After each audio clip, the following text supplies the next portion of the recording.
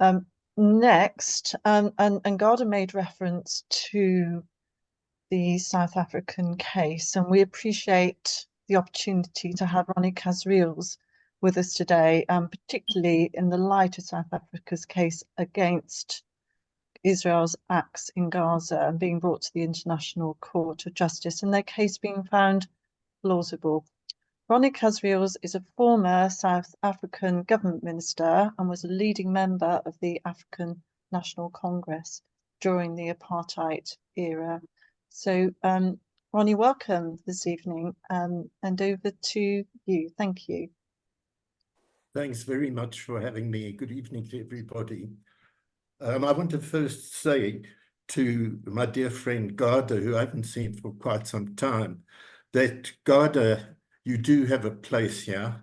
In fact, we couldn't have an event like this without a Palestinian. And you are not separate from us because we all feel we are Palestinians. And we hear this said all over the world. So we're with Palestine, we're with Gaza, we're with the West Bank, we're with the refugees, we're with the Palestinians living within the belly of the beast, within 48 Israel and the Palestinian diaspora. I'm very pleased to be with you all. And of course, I also had in mind the point Garda was making. It was uppermost in my mind. What an irony that here we are on a very important day, which of course Zionists have weaponized Holocaust Day. And Stephen brought some of that home to us, as Garda has. They've weaponized it. Tony Greenstein's written a brilliant book about this, as has many others. So we're together. And what South Africa has done at The Hague, at the IJC, is a blow. It's for Palestine, for all of Palestinians, but more than that, it's for humanity. It's the least that we could do, and we'll do everything possible to end the suffering of the Palestinians and the rule of the crazed Zionist gang and everything that Zionist stands for, because it's the most reprehensible racist doctrine that has brought about what has happened to so many Jews today who are bedeviled by this beast of Zionism. Can't see out of that cocoon of theirs, are self-righteous with it, and it's absolutely appalling. So, dear Garda, what you have to say strikes us all in the heart and in our brains, and we'll do everything possible to end the agony of the people of Gaza, the people of Palestine, everything possible that we can do. So, of course, here in South Africa, we are proud that we have played a role in bringing our position to the IJC, and the victory, this very historic and important victory, which adds to the tremendous solidarity which is being shown for the Palestinians, and the BDS movement, which is so important as a weapon, as we saw in relation to the overthrow of apartheid in South Africa. So this is a weapon for all of us. And the legal aspect, which the IJC ruling has brought about, is part of what global humanity and all the institutions, the United Nations, can bring to bear, and have to do so much more, because we know that this ruling, as vital, as important as it is, and how it pushes and holds Israel and Zionism to account in a corner, and the supporters from the US to the UK and the former colonial powers of Western Europe in particular. And here we are today, where we've heard, of course, from the raving criminal Netanyahu and his gang, their response to the RJC, this moral compass for the world. And what have we seen from those who make this all possible? United Kingdom, who we engaging with comrades today, the the USA, Australia, Canada, already they have spat in the face of the IJC. They've spat in the face. And in what way? It is an absolute egregious scandal of the worst order that their response has been to withhold the funding that would keep the starving, hapless people of Gaza under Israeli bombs provided by Biden and company, and on the basis of an allegation by Israel, Zionist Israel, that a dozen workers of UNWRA have been somehow involved with Hamas. Again, this bogey man, Hamas, as we found in South Africa, the bogey man of the Swart Gevaar, the Black Peril, and the Rooi Gevaar, the Red Peril of communism in the Cold War days. Now it's Hamas.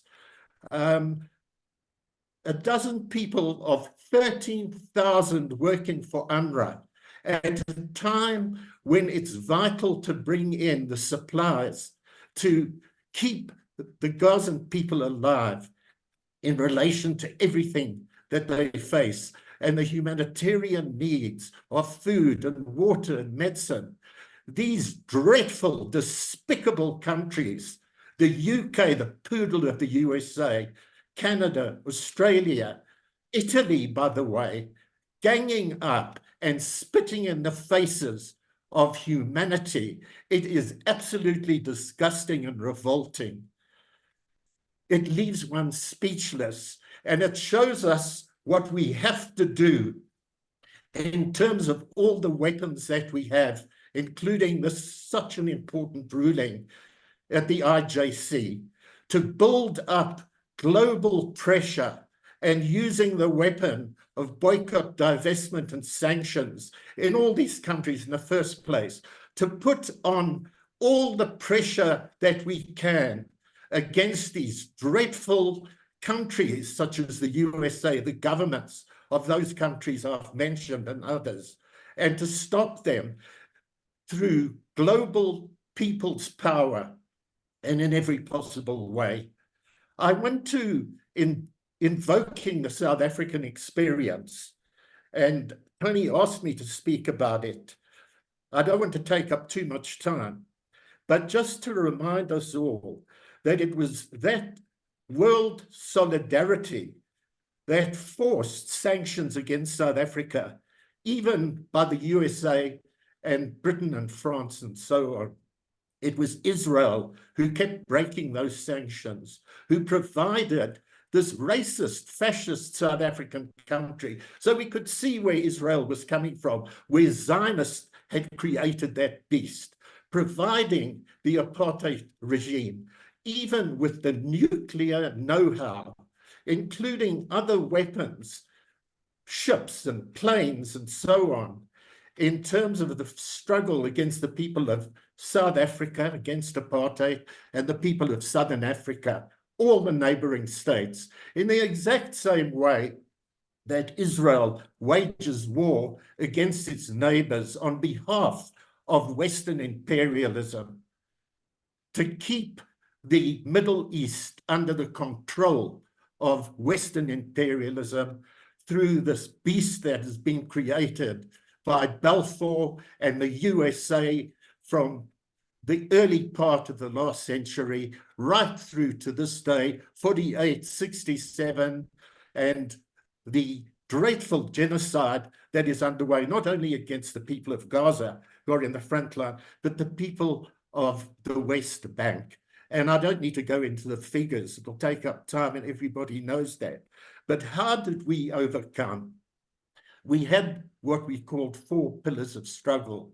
In the first primary place is the struggle of the people, a political struggle with political aims and objectives, and the moral high ground, reinforced by underground struggle, a clandestine struggle, armed struggle, and I want to come to Hamas and the resistance in a moment, and of course, this vital ingredient of international solidarity, We saw it with Vietnam as well, how international solidarity helped them to overcome the Americans, and how it helped South Africa to overcome apartheid.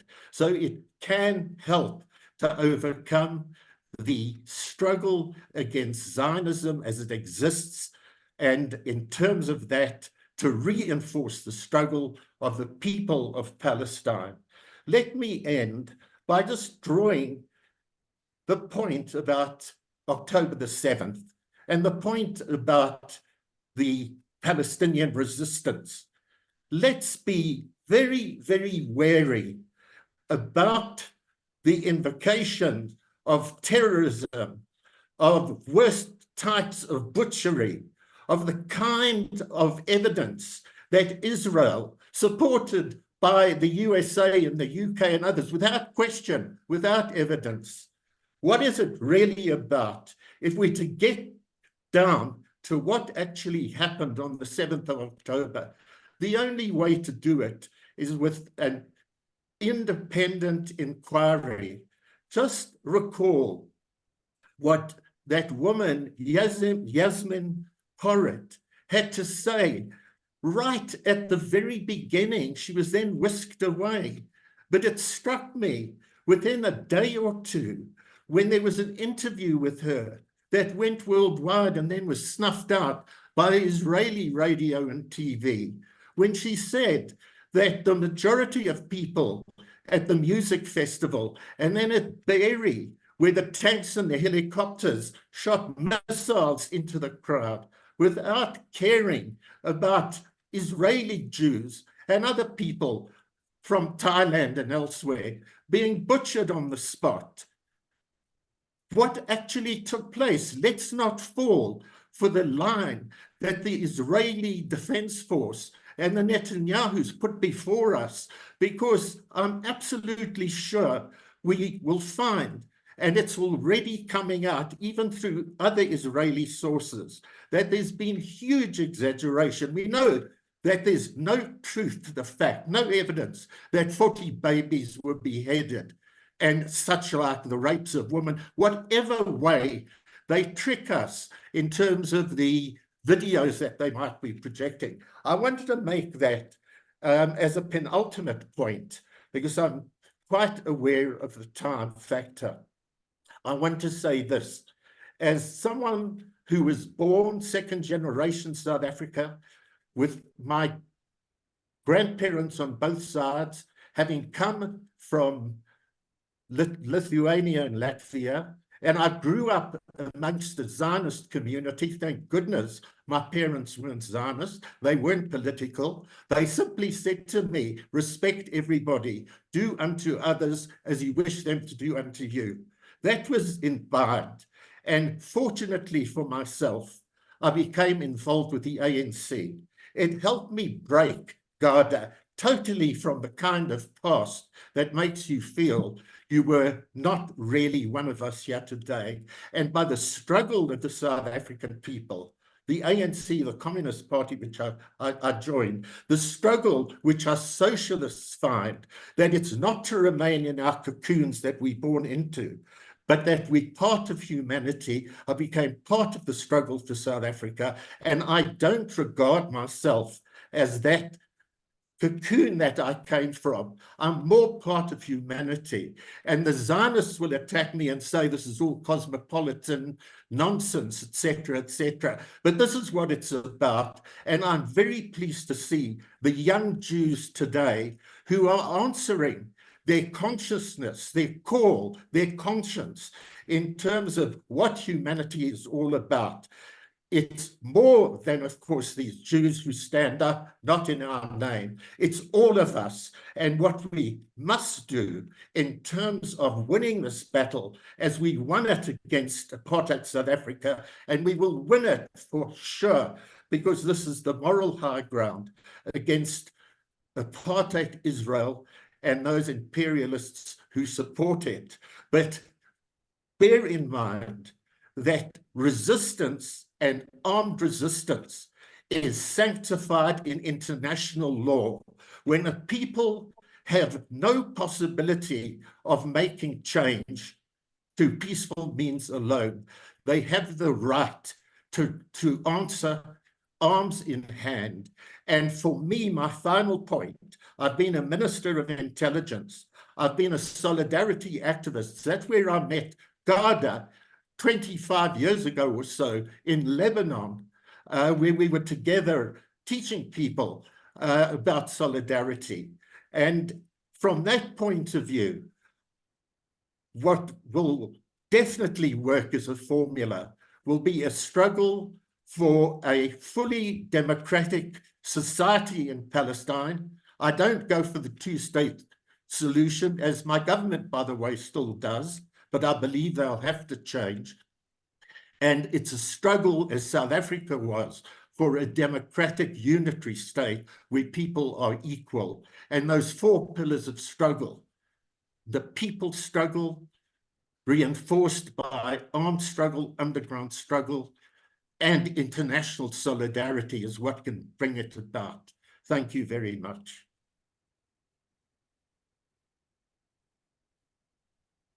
Thank you very much, Ronnie, for that call to humanity, for equality, and just reminding me there are various comments in the chat about the Hannibal Directive referenced in Ronnie's explanation about the events of the 7th of October, and reminding us that the struggle continues. And on the UNWRA action today, it was the US, UK, Australia, Italy, and Canada voted to pull funding from UNWRA. Interestingly, since the ICJ findings yesterday, it seems that they are punishing the agency, trying to mitigate the worst of Israel's aggression in Gaza. There's another comment in the chat about funding, people making donations to UNWRA in order to help mitigate this drastic action by those Western imperialist nations.